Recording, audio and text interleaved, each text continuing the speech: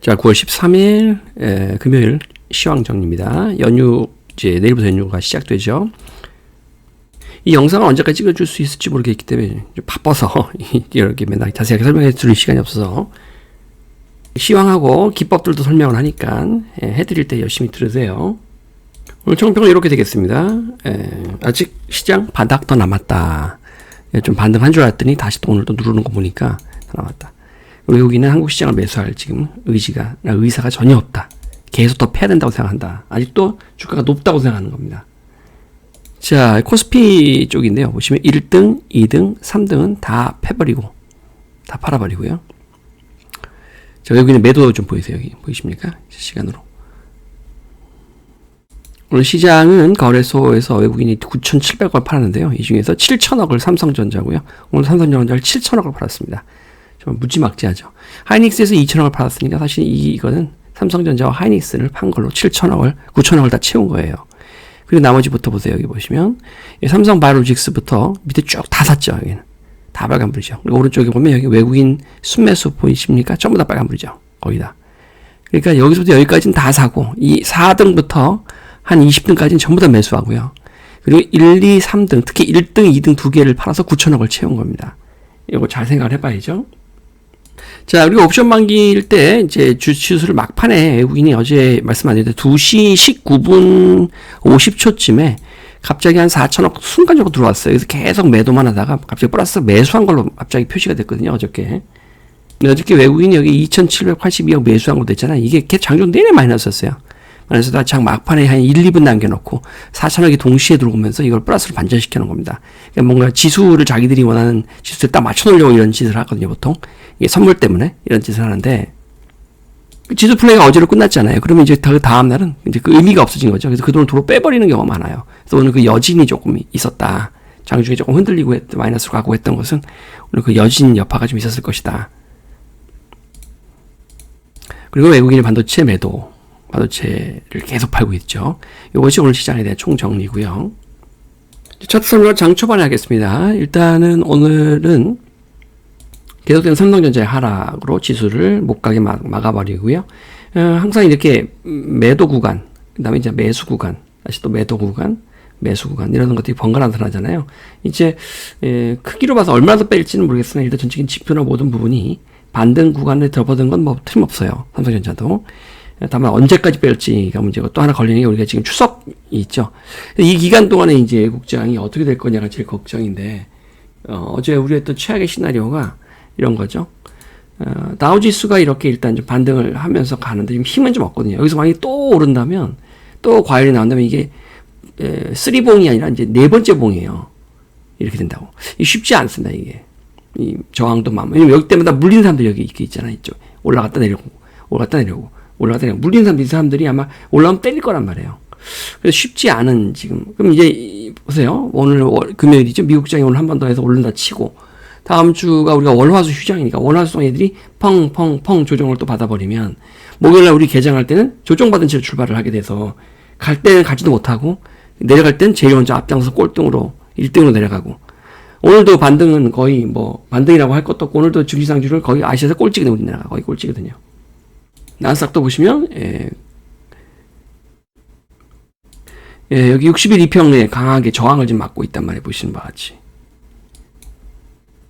그래서 오늘부터 조정받을 수도 좀 있고요. 조정받다가 다. 제일 좋은 시나리오는 월화 정도 조정받고 수요일쯤 올라가면서 우리가 올라가는 거 수요일 거를 반영받아서 목요일날 개장하면 참 좋겠고, 우리가 오히려 한 월화 미리 조정받아버리고, 그다음에 이제 수나 목에 이렇게 반등을 나오면서 그거 상승폭만 딱 반영받으면 좋겠죠. 조정은 우리한테 적용 안 되고.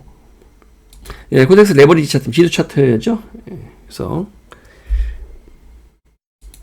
반등을 좀 해줘야 되는데, 또 도지가 출현해, 도지가 나오면 또 한번 하락할 수도 있어요. 지금 이것도 가다가 다시 또 멈칫하는 지금 느낌이죠. 가다가 멈칫. 이렇게 가다가 계속해서 양봉으로 전환, MACD 오실레이터가 양전환을 하면 참 좋은데, 뭐, 항상 이거는 지나간 다음에 이런 식으로 꺾여 다시 내려갈 수도 있거든요. 이렇게. 지난번에 우리 기가 막히게 빠져나오고, 그죠? 여기서 내려갈 때 하기 시작해서 잘 먹고 나왔잖아요. 이런 식으로 가는 듯 하다 다시 밀릴 수도 있거든요, 이게. 그것이 또 우려되는 지금 지점에 또 도달했어요. 또 내려갈 수도 있는 지점에 도달한 겁니다. 물론 이들은 그냥 올라가면 제일 땡큐겠지만, 아무튼 애매한 지점에 왔다 지금 레버리지는. 반대로 이 지수가 내려가면 돈을 버는 인버스를 보시면 인버스가 과열권에 들어갔다가 일단 급락이 나왔죠. 어제 급락이 나오고 여기서 이제 계속 내려가 주기를 바랬는데 올라가는 힘이 워낙 세다 보니까 한 번 더 해서 또 다시 또 시동을 또 이렇게 올릴 수도 있어요. 이런 식으로 또 올릴 수도 있습니다. 그럼 지수는 또 떨어진다는 얘기죠. 만만치 않나 시장이 만만치 않아요. 그래서 얘들도 이제 다 꺼져가고 있는데 오실레이드 꺼져가고 있는데 이런 식으로 다시 꺼져가는 물질 다시 살릴 수 있거든요. 이렇게 항상 또 조심해야 됩니다. 모든 걸 지표를 딱 봐다 꺾여 있는데 이제 꺾여 있다는 건 이제 지수가 반등한다는 건데 꼭 그렇게 보이지만은 않죠. 보시면 지수 반락을 논하려면 이 삼성전자가 바닥이냐 아니냐를 판단하면 돼요. 삼성전자가 바닥이냐 아니냐. 이거 가지고 바닥이라고 말할 수 있는 사람이 그렇게 자신감 할 수 있는 사람이 많지 않죠. 왜냐하면 삼성전자가 주봉을 보시면 더 빠져야 돼요. 지금 더 빠져야 됩니다. 아마도 한 이 정도 가격? 지금이 64,000원이죠. 5만원대는 한번 봐야 58,000원, 7원 이렇게 봐야 바닥을 얘기할 수 있을 것 같거든요. 더 빠질 수도 있어요, 지금. 이제 이 격도는, 이건 주봉입니다. 먼저 주봉. 좀 더 장기적으로 봤을 때는, 이 격도는 이제 많이 벌어졌어요, 이 격도가. 그리고 오실레이터도 지금 거의 겨울에 지금 한겨울, 대한, 소한 이 정도 수준까지, 2월까지 거의 1월까지 온 수준이죠. 예. 하지만 RSI가 지금 아직 침체 구간 안 들어와 있고요. MACD랑 RSI를 합친 합성 지표인 요 MACD, RSI 합성 지표도 사실 딱히 바닥이라고 말하기가 좀 그래요. 그래서 이런 걸 감안해 보면 삼성전자 더 빠질 여력이 있다. 월봉도 보시면 월봉입니다. 한 달에 한 개씩 생기죠. 지금 음봉이 지금 2개 생겼어요. 지금 이게 지금 8월 발봉이고 이게 9월 봉 같은데요. 8월 9월 그렇죠? 자, 10월까지 조정 받아야 완벽하게 조정이 완성이거든요. 이게 조정 받아야. 그쯤 돼야 지표상도 좀 바닥을 논할 수 있을 것 같은데 보니까 아직은 좀 더 장기적으로 계속 빠질 여력이 남아있다. 이렇게 차트만 가지고 주식 분석하는 사람이 있어요. 유튜브에 있는데 오늘 제가 한번 강의를 한 링크 하나 올려드리겠습니다. 그런 사람도 많아요. 이 차트에 빠져가지고 주식하는 사람 중에 이제 이 차트를 보면 무슨 차트가 무슨 마법인 줄 알고 여기 푹 빠져서 초보 때만 이래요. 초보 때. 이 중수 이상 되면 차트는 말 그대로 그냥 앞에 일들을 설명하는 거지 앞에 미래의 일을 알려주는 차트는 세상 어디에도 없습니다. 이 차트는 차트일 뿐입니다. 앞으로 이렇게 될 거라는 가능성을 그냥 염두에 두는 것이지 참고하는 거. 예를 들면 이런 게 잘 맞죠. 우리가 지표종 기억나요? 지표종? 아모레퍼시픽 같은 경우 그러니까 말을 잘 들은 애들은 차트가 유용해요. 어제 뭐라 그랬어요? 지표종이었고 이것도 그렇죠? 그래서 딱 원하는 가격 14만원대까지 오면 욕심 부리지 마라. 61에서 딱 맞고 오늘 그냥 때려 맞잖아요. 이게 우리만 보는 게 아니라 외국인 기관 다 보고 있기 때문에 그냥 때린다는 거예요. 얘들도 지표 많이 보거든요. 보조 지표들을. 그러니까 여기 보시면 이제 18,000주 때려버리잖아요. 외국인이 기관이. 또 명절이고 또 오늘 오전까지만 근무했을 거란 말이야 애들이. 오전 때리고 그냥 가는 거죠. 휴가 떠나는 거죠. 그래서 물론 또 갈 수도 있습니다. 할 수도 있으나 기본적으로 모든 게 지금 이렇게 보시면 과열 꺾이죠. 예. 그래서 어제까지는 이런 게 안 나왔다면 오늘 매도하니까 꺾이는 거예요. 이렇게 착각하지 말라고. 미리 매도 신호를 알려준 게 아니고 오늘 급락을 하니까 이게 꺾인 거라고 전부 다 보시면 보조 지표들이. 그러니까 자꾸 지표를 갖고 주식하는 버릇을 버려야 돼요. 좀 전에 유튜버에 지표를 무지하게 맹신하는 분이 계시길래, 그러니까 참고는 할 수 있어요. 지표를, 저보다 차트를 잘 보는 분들 많이 계시기 때문에, 참고는 하되, 경제 기본적인 거는 예측은 본인이 해야 되는 거예요.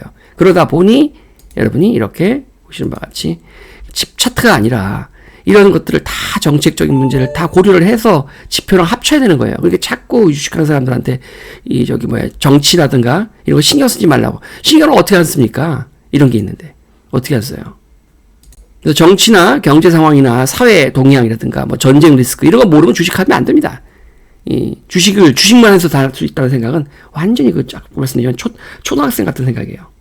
자, 차트 이만큼 설명해 드리면 된 것 같고요. 지표종들이 오늘 또 날라갔죠. 휴메딕스 오늘 지표종 날라갔죠. 역시 여기서 침체 들어오니까 세게 오르네요. 그죠? 고려아연은 어제 말씀드린 바와 같이 거의 시간 상한가더니 이제 이렇게 되면 이 지표종에서 벗어난 겁니다. 이걸 계속 갖고 우리가 플레이 할 수 있을까? 왜냐면 엄청난 매물이 터졌기 때문에 오늘 역대급 매물이 터졌죠. 그래서 이거를 계속 지표로 쓸 수 있을지 여부는 우리는 제일 좋아하는 게 박스권이에요. 지그재그 내리고 오르고 이러면 내려갈 때 사고 올라갈 때 팔고 이게 참 좋잖아요. 이렇게 해먹기가. 근데 이렇게 튀어버리면 이제 이건 조금 생각을 달리 한마디로 슈퍼스타가 된 건데 이제 옛날에 그런 동네 가수가 아니란 말이에요. 그러니까 조금 이제 고민이 되는 지점이 됐어요. 고려아에는 LG 에너지 솔루션이죠. 오늘 요건 좀 약해네. 2차 전지가 약하니까. 나머지 빅스 지수나 4일 연속 지금 음봉이 나오죠. 빅스 지수가 음봉이라는 것은 증시가 안정되고 있다는 뜻입니다. 그래서 그때 우리 도지가 출연하고 나서 뭔가 방향성이 결정한다는데 결국 아래로 방향을 정했거든요. 우리 증시는 이제 그거만큼 못 따라가서 문제인 거죠.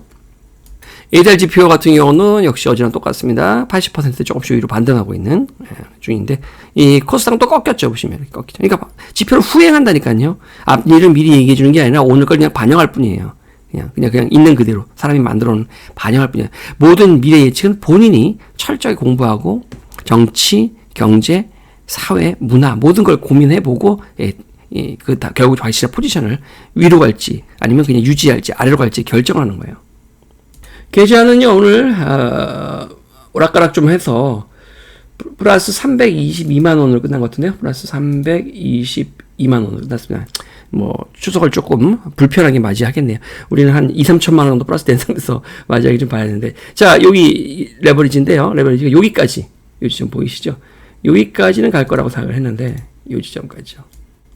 예, 여기까지만 올라가주면 꽤 큰 돈이 될 텐데 참 어렵네요. 그리고 너무 현금이 없어서 저희가 레버리지를 좀 손실 구간 중임에도 불구하고, 손실이 아니죠, 사실상은. 우리가 이미 지난번에 수익 냈을 때 이 손실까지 감안하고 계산을 했기 때문에 사실 플러스인데요. 오늘 조금 팔았습니다. 팔아서 현금을 좀 확보를 해서, 그래서 현금이 한 30-40%는 있어야 이 추석 이후에 혹시라도 모를 변동성에 대비할 수 있기 때문에 거기까지가 오늘 포지션이고요. 우리 계좌는 플러스다. 322만원 플러스다. 우리 비중 콘텍스트 레버리지를 80% 담고 갔었는데 지금 한 60%로 줄였습니다. 나머지 현금입니다. 30-40%는. 자, 마지막으로 증시 얘기 빨리 하고 끝냅시다. 자, 오늘 긍정적인 측면이 좀 있었는데, 민주당이 금투세를 보류한다는 지금 얘기가 있죠? 기사가 어제 떴는데, 뭐냐면, 토론회를 하려고 했더니, 찬성 쪽에 있을 만한 토론을 나갈 수 있는 국회의원이 한 명도 없다. 찬성 쪽으로 가서, 찬성과 반대가 해서 토론이 되잖아요.